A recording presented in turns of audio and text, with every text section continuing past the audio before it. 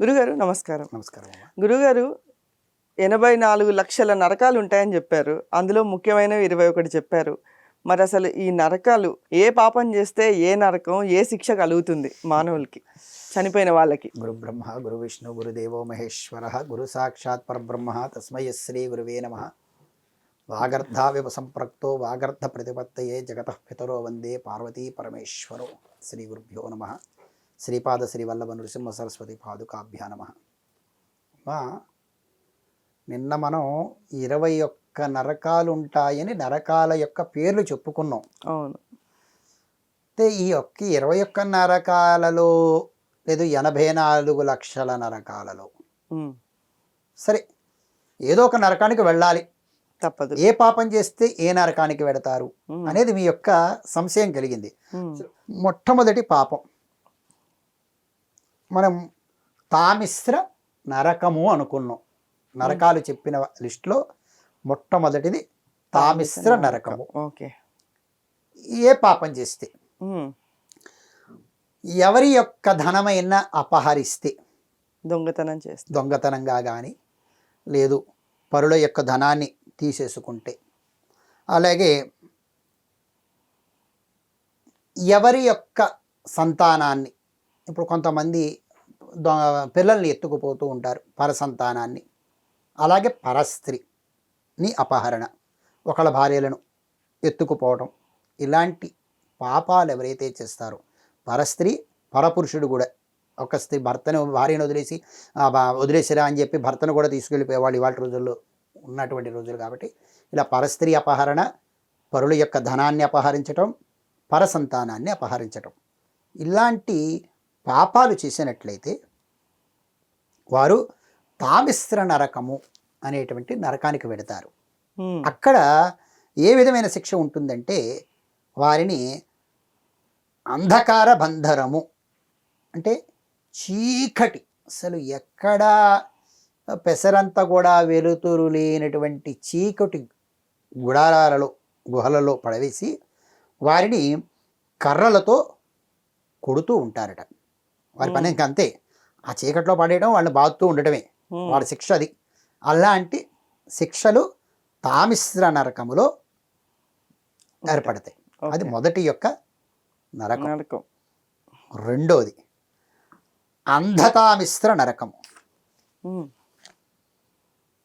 ఈ అంధతామిశ్ర నరకంలో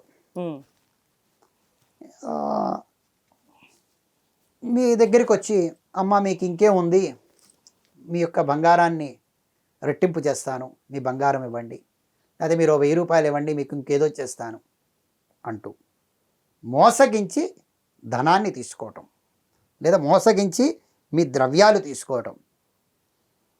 ఈ విధంగా తీసుకున్నటువంటి వ్యక్తి, మిమ్మల్ని మోసగించి ఎవరైతే ధనం తీసుకున్నారో, ఆ స్త్రీలను మోసగించి ధనాన్ని తీసుకుంటాడో వాడు అంధతామిశ్ర నరకానికి వెడతాడు.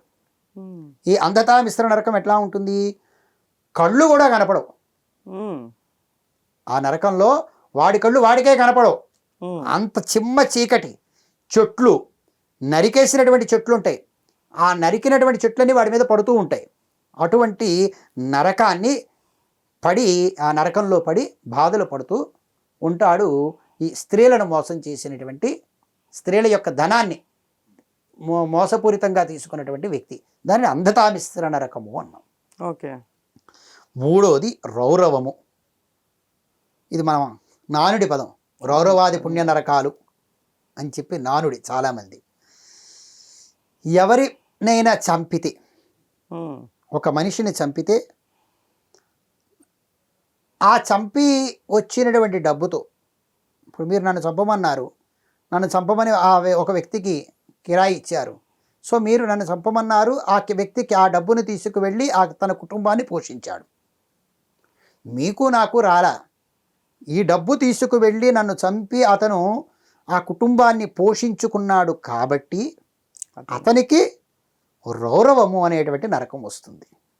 ముందు అతనికి వెళ్ళింది, అయ్యో నన్ను చంపమని నేను చంపాను, డబ్బు తీసుకున్నా, కుటుంబాన్ని పోషించుకున్నా.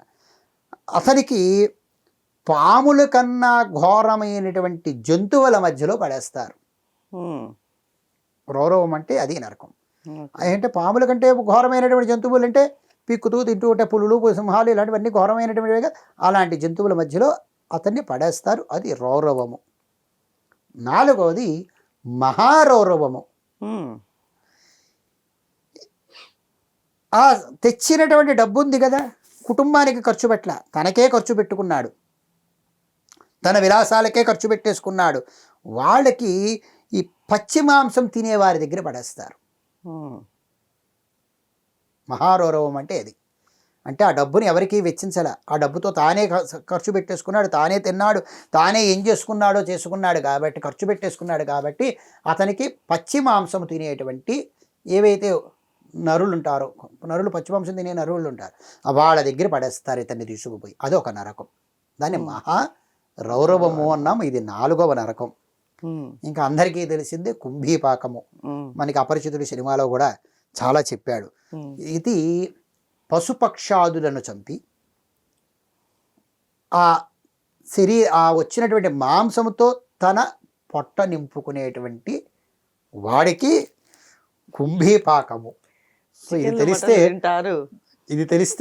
నాకు తెలిసి ఇంకా రేపటి నుంచి నాన్ వెజ్ తినడం మానేయాలనుకోవాలి. కానీ ఎవరు మానారనుకోండి, వేరే అది మానేస్తే షాపులు వాళ్ళందరూ అన్యాయం అయిపోతారు, తర్వాత విషయం ఏమో. కానీ ఓకే. ఈ పశుపక్షాదులని చంపి పొట్ట నింపుకునేవాడికి కుంభీపాకం. ఈ కుంభీపాకం ఎలా ఉంటుంది? సలసలా కాగేటువంటి నూనెలో తీసుకువెళ్ళి వాడిని ముంచుతూ ఉంటారు. అది కుంభీపాకం. ఉమ్, ఇది సాధ్యమయ్యేటకు అందరికీ మన మనిషి జాతలో ఈ నాన్ వెజ్ తినేటువంటి వారందరికీ కూడా వస్తుంది, ఎందుకంటే పశుపక్షాదులను పాపం తింటూ ఉంటారు కాబట్టి. అదే అదే. అలాగే నెక్స్ట్ది 6వది సూచీముఖి.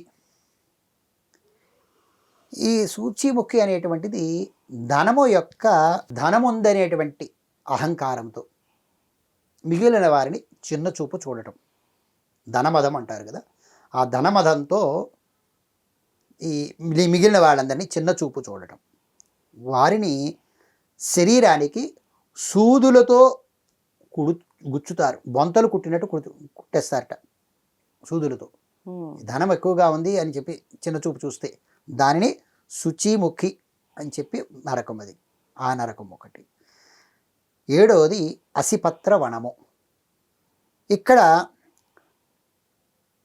ఏదైనా ఒక సమయాలలో, ఆపద సమయాలలో ఎందు కానీ లేదా ఇతర సమయాలందు కానీ వేదాలను ధిక్కరించేటువంటి వారు. ఓ, మనకున్నటువంటి 4 వేదాలలో వీటన్నిటిని ధిక్కరించేవారు ఎవరైతే ఉంటారో వారికి అసిపత్ర వనము అనేటువంటి నరకంలోకి వెడతారు. ఇక్కడ కొరడాలతో గొడ్డును బాదినట్టు బాదుతూ ఉంటారు. ఉమ్, అన్ని అవయవాలలో, ఒక అవయవం దగ్గరని కాదు, కాళ్ళని కాదు, చేతులని కాదు, తలని కాదు, అన్ని అవయవాల సర్వాంగాలలో గొడ్డును బాదినట్టు బాదుతూ కత్తులతో కోస్తూ శిక్ష వేస్తారు. ఇది చాలా భయంకరమైనటువంటి శిక్ష వేదాలను ధిక్కరిస్తే మనం చూసినంత వరకు. ఇలాగే 8వది అవీచి. ఎవరైతే దండించబడరో, ఇప్పుడు మిమ్మల్ని కొట్టకూడదు కానీ కొట్టాం, మీకు దండన హక్కు లేదు కానీ దండించారు. రాజులు పూర్వం దండించేవాళ్ళు ఎవరు? రాజులు కదా. ఆ దండించకూడని వారిని దండించిన రాజులు ఎవరైతే ఉంటారో, అంటే రాజులు అంటే ఇవాళ రోజుల్లో ప్రభుత్వం వారు, రక్షక భటులు, ఇలాంటి వాళ్ళందరినీ కూడా తీసుకోవచ్చు. వాళ్ళందరికీ కూడా అవీచి అనేటువంటి నరకం. ఆ అవీచి నరకంలో వెళ్ళి చెరుకు గడలలే మనం గానుగులో వేసి చెరుకు రసం కోసం చెరుకు గడల్ని ఎలాగైతే పెట్టి గానుగు తిప్పుతూ ఉంటామో అలా ఈ మనిషి శరీరాన్ని, ఆత్మని తీసుకెళ్ళి అలాంటి గానుగుల్లో వేసి తిప్పుతారు. ఆ యంత్రాల్లో పడేసి వారిని తిప్పుతారు. ఆ దానిని అవీచి అన్నారు. నెక్స్ట్ 9వది అంధకోపము. అంధకోపము అంటే నల్లులు మొదలైనటువంటి వాటిని చంపుతారు కదా. ఇవాళ మనం దోమలు కూడా చంపుతున్నాం, మన గ్యారంటీ వచ్చే శిక్ష ఇది.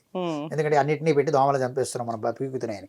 నల్లులు మొన్నగు జాతులను చంపినటువంటి వారికి అంధకోపము అనేటువంటి నరకానికి వెడతాం. ఆ కోపం ఎలా ఉంటుంది అంటే పాములు, నల్లులు, దోమలు, చీమలు ఇవన్నీ కలిసి అతన్ని పీకి పెడతాయి. ఎందుకంటే వాటిని చంపారు కాబట్టి అక్కడ శిక్ష తీర్చుకోవాలి, అక్కడ అవి అక్కడ ఉంటాయి అన్నమాట. నెక్స్ట్ 10వది వైతరిణి. ఆ వైతరిణి అంటే కుల మర్యాద పాటించినటువంటి వాడు. బ్రాహ్మణులకి ఒక మర్యాద, వైశ్యులకు ఒక మర్యాద.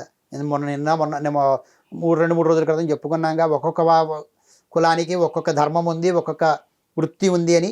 అలా ఆ కులానికి సంబంధించిన దేది కూడా పాటించని వారు ఎవరైతే ఉంటారో వారిని వైతరిణి నదిలో ముంచుతారు. వైతరిణి నది గురించి కూడా చెప్పుకున్నాం. చీము, రక్తము, తలవెంట్రుకలు, గోళ్ళు ఇలా అన్నీ ఉన్నటువంటి ఆ నదిలో ఈడ్చుకుపోతూ ఉంటారు అని చెప్పుకున్నాం. వారిని వైతరిణి. ఆ వైతరిణిలో ముంచేది ఎవరయ్యా అంటే ఆ యమ మార్గంలోనే వచ్చింది యాక్చువల్గా మనకి. అక్కడ ఏదేంటి అంటే ఈ కులధర్మం పాటించిన వాళ్ళందరినీ కూడా వైతరిణి నదిలో, అది కూడా నరకమే కదా, నరకంలో ముంచుకు తీసుకొచ్చారు. నెక్స్ట్ 10 ఇక్కడికి 10 అయ్యాయండి. ధన్యవాదాలు గురుగారు.